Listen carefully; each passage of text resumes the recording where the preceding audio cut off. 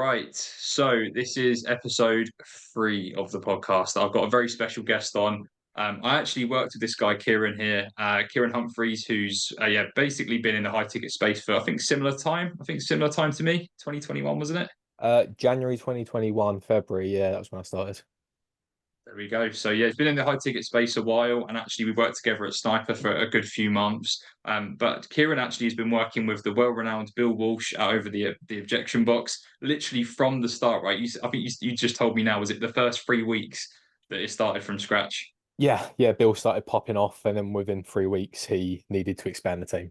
Because it got a bit fucking crazy from the beginning. It literally hit the fan, didn't it? So Yeah. no, we're going to talk about that today. Cover some of those points, of course, some of Kieran's experience. I knew him as being one of the best setters around Sniper, especially in among us Europeans, right? Like we had so many different role plays, and Kieran was somebody that I looked up to when I started and helped me in my journey. So I think he's going to massively help you guys that are trying to level up as appointment setters, progress towards closing. So yeah, let's just dive in, Kieran. So I guess Appreciate if the you info, can man. give us more of like because I mean I've covered certain parts, but just an idea of like your background with the high ticket space and things like that. We'll just start from there. All good, man. Appreciate the lovely intro. It made me feel warm and fuzzy inside. Basic, actually, I Um, could have done better to be honest. nah, it's all good, bro. Yeah. So for me, I started in high ticket sales with Big Bad Dan Locke. If you remember when Dan Locke was kicking That's the reason about. I came in as well. Dan Luck, Yeah, yeah, the absolutely. HTC program, that's where I started. Everyone's got their own opinion on that. Didn't really come from anything. Took on a gig just after starting doing the Danlock stuff. Ran for about 4 weeks, stopped, and then just didn't think about it again for like 6, 7, 8 months. And then when COVID kicked around, I was an engineer full time at the time. And I had the opportunity because we was all furloughed, like no one was working. I had the opportunity to go full time into a new business consultancy, which I was like, you know what, fuck it, might as well give it a go, see how it goes. They was promising the world, big money, telling me I was going to make multiple six figures in the first 3 months, even though it was a brand new company. So bit of an Right, L on my part. Probably should have figured that out. a little bit, yeah. Uh, and from there, I kind of fell into the net that Sniper had cast at the time, because this is when Sniper was originally first starting to pop off, right? Yeah, So I kind of fell into that net, had a conversation with like Marco, people like that, and that was what brought me into the fold at Sniper, where obviously I met you, met Bill, met a lot of the guys who, to be honest, if you look around the space now, like a lot of the guys who are prominent in the space are our guys from back when we was all at Sniper. It's a bit pretty crazy to much. think about that. Yeah. No, and that's it. Like I remember coming into the environment when you was there for like I think you was there for a good few months before me. And I just remember coming in and it was actually it felt quite daunting at first at Sniper. Like amongst the European guys and stuff. I had a bit of imposter syndrome because Sniper was like one of the biggest played up companies that everybody Yeah, wanted to work for. It it wasn't was the as if golden like goose back then, man. there was a few, but that was it. Like everyone wanted to be a sniper. Yeah. I just remember that kind of craze about it. So like for you being there, I think it was around about like 2 years, wasn't it, that you was there? Like pretty similar or Uh, year and a bit? I was at Sniper for about a year, I think it was. Yeah, About about a yeah, okay. year, and then I went to a different company afterwards.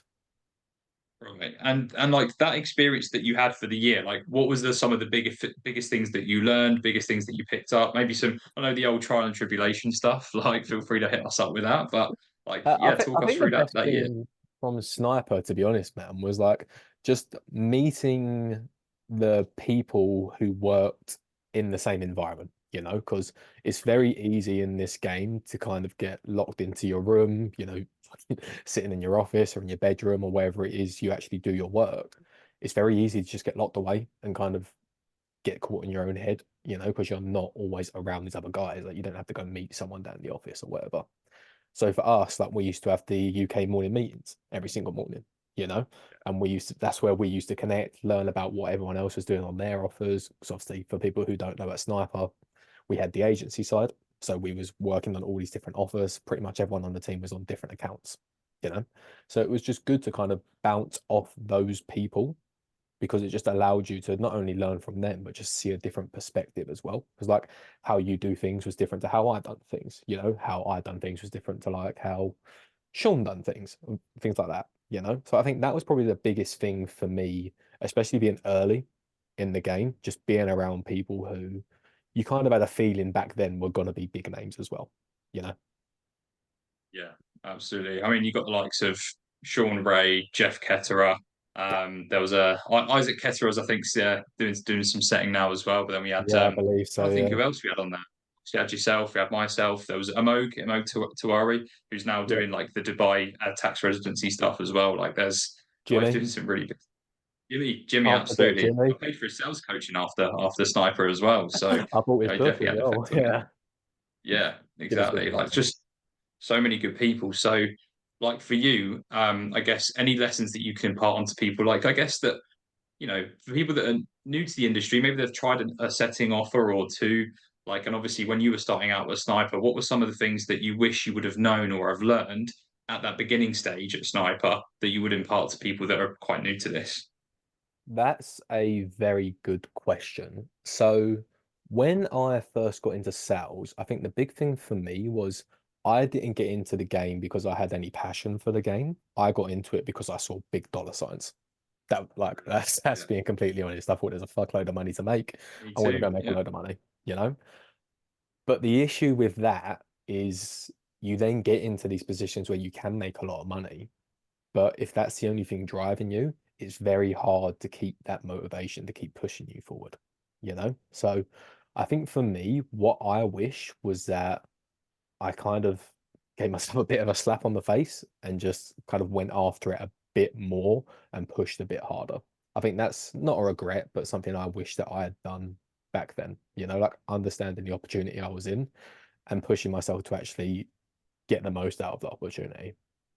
And I think the biggest thing for that would have just been focusing more and more and more on my own skill set, you know, because I think I got a bit complacent when I was at Sniper. Because, like you said, when you came in, like I was one of the better performing setters at the time. So I think I just got complacent at that level and didn't really push above where I could have done, if that makes sense. see. So for anyone coming in that's new, it's putting that focus on intense skill set development, right? Yeah. And there's kind of the other side of the equation where like there were snipers that were literally doing 3 to 4 hours of role play training a day and meditations and ice baths and God knows what else they were All your doing in morning those 3 hours, rituals, but yeah. they were just not selling. They were just not doing their job, right? So it's often finding that like minimum effective dose of learning because sometimes it's when you're away from sales and you don't think about sales. That's often when you internalize what you've learned.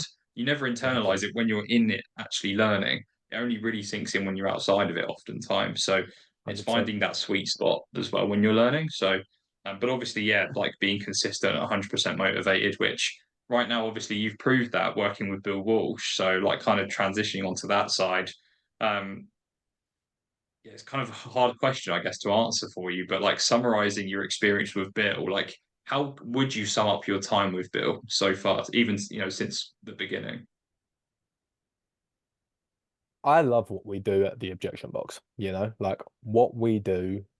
I think it's fair to say, like, Bill was a Bill was a controversial character, you know. You I don't say. have Yeah, I, I have got complete love and respect for Bill. Like really, really yeah. good friend of mine nowadays. Like we work very closely together. Like I've met his family. Like amazing, amazing human. Yes, he's got views that people might not agree with, but you can't argue with the results. Like regardless of how you feel No, about Bill or absolutely what we not. do, the results we've produced in a little under 2 years now are unparalleled compared to the Well, other. I'm seeing it every week. I'm seeing at least 5, 6 new testimonials. I'm probably understating it to be honest. Like what Bill's done and what you guys have done, Yeah, we've like actually started it can't posting be less understated. testimonials because Yeah, it's just got to the point where we flood our own group and we flood our own message too much with the testimonials that people are just they expect it now, you know.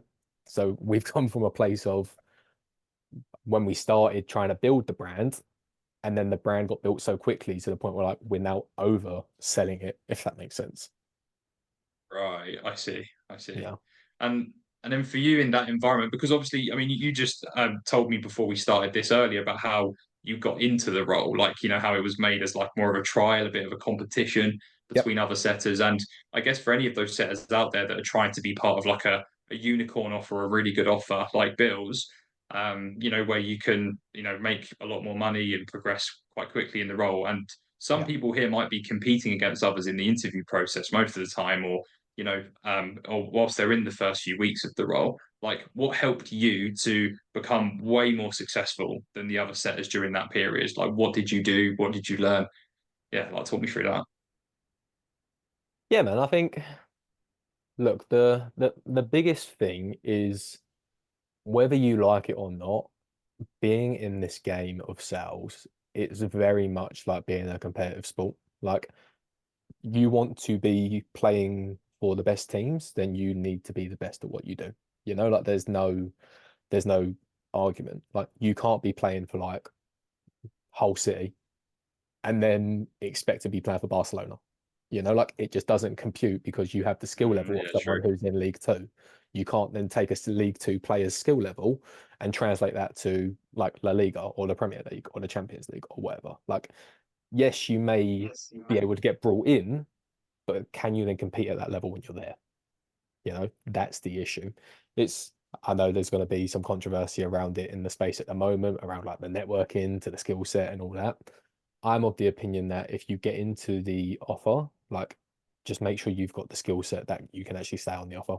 Because the worst thing you can do is get into a good offer. And this comes back to what we was talking about with me getting into Bills. My biggest worry was I was going to get the opportunity to work with Bill, like personally in the team, fumble that opportunity. And then not only have I burnt that bridge with Bill, but I've also burnt that bridge with everyone that Bill knows. Because if someone else then asks Bill, "Oh, you worked with Kieran, what's he like?" And he goes, "Flopped, like fell out of my offer, couldn't do the results, couldn't bring what I needed in 4 weeks." That's not just that one offer that I've fucked up now. That is all of Multiple, his right? network, So many. which I don't think a lot of people think about. They're like, "Oh, I've messed up this offer, I'll go to the next one."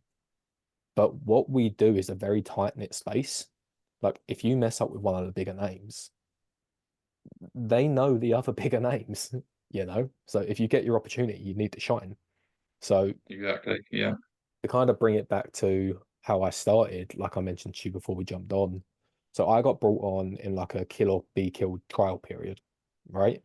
So me and two other lads got brought on, and essentially we were sat down and told whoever does the best is going to get the job, right? So from the beginning, there was no illusions. It was very much put some work in or you're not going to get it. Now, at the time, I was working on another offer, on a UK offer. So what my days ended up being was I was getting up for the gym at 5:30 in the morning, going to the gym, getting home about 8 o'clock, quickly having breakfast, starting my first offer at 8:30, working until about 5 p.m. UK. And then from there, I would jump straight into working with Bill from 5 p.m. UK until about 11:30 p.m. UK. And that was 6, 7 days a week for about 7 weeks, every single day. I was sleeping about 4 or 5 hours because I understood that to get to where I wanted to be, that was just a short-term sacrifice, right? Because if I didn't do that, I then didn't have the opportunity where I could be like, okay, here are my results, because I didn't show up. Because the fact is, like, everyone's got their own scenarios, like everyone's got their own issues, like their own lives, like shit's always going to come up. But like the goal that you have and where you want to be, like that's still there, if that makes sense. Like if you want to make 10 grand a month, just because Christmas is coming up doesn't mean the goal disappears. It just means you're putting the goal off, like regardless of what's coming up, you still need to put in the work to actually get the goal. So that was the kind of mindset I had. I hope that makes sense. No, no, no, that definitely does. I was just like thinking about like that. That's so, so important what you said about like the work that you put in and how putting in the work up front will and that sacrifice will benefit your future. And I think oftentimes, unfortunately, for appointment setting gurus out there, I always want to call these, I'm not going to name names, but calling these gurus out who Name them, say, Taylor. you know, Name them. Name them. Oh well, there's a certain name beginning with. I'm not gonna go specific, but like they talk about work 3 to 4 hours, then make 10K a month, right? And it's just when you're appointment setting, it's a hustler based role. You need the grit to do appointment setting, Yeah, right? And yes, don't get me wrong, you probably could work 4 hours a day and make 10K a month on a really solid offer.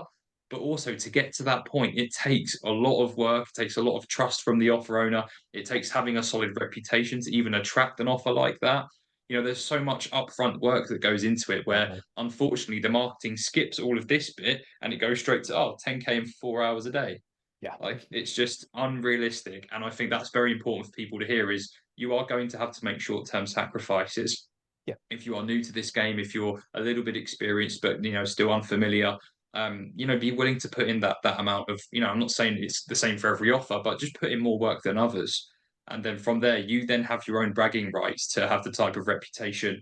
That Kieran now has, where let's say if Kieran left Bill's offer, and hopefully he's happy here and stays if he wants, but if he wants to leave, his reputation is going to be now never tainted. He's got Bill's recommendations, probably hundreds of thousands of offers now. So you're not going to have to worry about a position in the high ticket space again, which is for a lot of people probably the best feeling ever, is to yeah. know that you've always got places to pivot to if stuff does hit the fan, which inevitably it might sometimes. But that's no, very, very, very valuable pearls. And I guess, for you and your experience has obviously been a good, few years now. What would you say would be something that you're wanting to, like for anybody that's maybe in the position where they're kind of new, a bit intermediate? I know we spoke about it with Sniper, but for like what you have learned, what would you say is the number one? I'm sure there's loads of things, but what's the number one thing for others to implement and do and learn to really help them get to a position where you are? Good question. I think there's one thing that Bill said to me when I first jumped into the box full time after the trial period. And he was like, what I want you to do is own your space, meaning I am now giving you this opportunity. This is your baby, like you're not working for me, you're now working with me. So what you're doing, take that as if it's your baby and just completely understand all the variables and make it your own, you know? I think that's something that really stuck with me because I was like, this is my opportunity to now build like my little kingdom, Because if I do really well here, I can produce the results, I can do this, I can like it builds your brand to a higher level because you was trusted with that position and then you've been able to build up to this high standard, which other people may not have been able to do, you know? So I'd say to people listening, like, whatever position you're in, like if you're cold calling, if you're DM setting, if you're a triager, closer, whatever it is, look at that as if it's your own business, Like look at that and be like, how can I be the best I can possibly be at what I'm doing now? Commit to it because if you can do that, you're a lot safer than the guy who's next to you, you know, because you have the skill set where you can build up your own ecosystem and what you're doing. Like I know now with Bill, like for the first 15 months, something ridiculous, like we didn't run any ads, nothing at all. And we hit over 1 million cash collected within 4 months, completely organic. And that was just because the system that we built up and the little kingdom I built doing what we was doing, it just worked on autopilot. So I know for a fact now, like if our ads shit the bed or something like that, we're still gonna be all right because the system I built owning my space just works. Now, it took some time to get there, of course, but once I figured out that formula, like we don't have to stress about that anymore because we know we're on point with that. Know what I mean? No, absolutely. So it's like, and that's what's important for appointment setters to know is this is not a job, right? Yeah, You are still a service provider providing a service for a business, and you are partnering with that company. And as a result, you're charging a fee, for example, a base salary or commission based on the performance you have. And I think that's the mentality that definitely does need to shift. yeah, That I remember days where I did treat my role like literally like a role or a job. When I treated it like that, that's when I noticed that the complacency came in. I felt entitled to certain benefits, and yeah, that's when you feel comfortable, but you're not actually going to be comfortable, right? Isn't it funny how like the moment we talk about comfort, we think, oh, fuzzy and warmth, but that actually is the least comfortable thing you can do. It's It's being able awkward. to put in the work, hustle, grind it out. That's for example, when I saw Bill at Sales Sniper, he was working 6, 7 days a week, absolutely going for it. And I'd Yep. heard that I remember the sales channel at seventh level. It was like Bill Walsh, Bill Walsh, Bill Walsh. I hear someone else, Bill Walsh, Bill Walsh. It was just popping off, and Yeah. that's because Bill and yes, he has his controversial opinions. I don't always agree with them, but at the same time, his work and his results, you cannot deny that. The respect 100% is there from everyone based on those results. Yeah. So, Bill has now the bragging rights because he's been able to hustle, put in that work, and he always treated this like his business. It was never. You could just tell he was going to do his own thing eventually because of how much Yeah. work he put in and how much he wanted to benefit. So, I 100% agree with that. Being an intrapreneur within that role is what inevitably will give you the opportunities. And now I'm sure, Kieran, it may get to a point where Bill gets so big, you'll have maybe a percentage share or something like that. Like you're just building your own opportunities. Maybe you have Yeah. it now. I don't know. But God willing, it Not just to yet, grow no. for you. But you never know. Maybe working into the future. I mean, the way I look at it is like you want to be building your future position, So let's be realistic. Most people get into this game at the bottom, starting as appointment setters. They don't always want to stay an appointment setter, like because the money's in closing. And most of us got into the money, well, got into this game for the money, right? But you want to be building up to that position. Like, let's say you want to coach, let's say you want to manage people. You just started as an appointment setter. If you can start building out your skill set to the point where, okay, like I now have the ability where if I can bring on someone else into the team, I can then start giving them the skills as well as the team starts growing. And because you're already doing that, you're establishing yourself as someone who already has the ability to do so, if that makes sense. Like you're Yeah, building your future position off of things you're already doing throughout the day. Know what I mean? Like, because that position isn't there right now. But if you put in the infrastructure and you put in the hustle and like you make it happen, like you create the position for yourself. Because they're not going to give it to someone else after that point, because you've already proved you can do the job. What's the point of taking a risk and bringing someone else in? absolutely. No, that's right. And so that's why I think the problem is when people focus on skipping step A and B and then going straight to Y and Z. That's the problem. It's nice to get to the 10K months, but there is a process to that. And following that and being so intricate with what you're doing at each part of your role and putting in the hustle for it is the very reason why you have opportunities for all kinds of things. Right? You can become a client success manager later down the road, or maybe a coach or a manager for a different role, or like a high end closer, a partner of an offer. Like these are the types of things that can happen as a result of doing so well in your role at the beginning as an appointment setter, right? And I think that's what people need to realize is there's value at each step.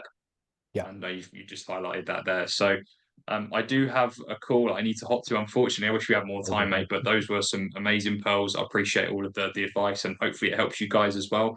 Um, if you liked it, then make sure to actually like the video, comment. Feel free to share it as well. And is it okay for people to get in touch with you if they wanted to ask any questions? Obviously through Cool the again. box, but Yeah, yeah, yeah. Obviously, I mean, if you're looking for sales training, come to the box. There's the plug. But if you want to have a conversation with me, any questions you have, just know more about my experience or any advice I would give, can you always find me on Facebook. Just give me a message on there. absolutely. And I'll pop a link as well for you guys to reach him. And of course, the Objection Box community, that group's popping all the time, results Yeah, in there. And it's going to be exciting for you guys. Probably for all of my subscribers, I think you're all probably already in the box. But for those of you that are not, definitely get in it. It's got some quality stuff in there. But that's everything, guys. I hope you all enjoyed it. And yeah, that's it for everything else. Take care. appreciate you having me on, bro. Welcome.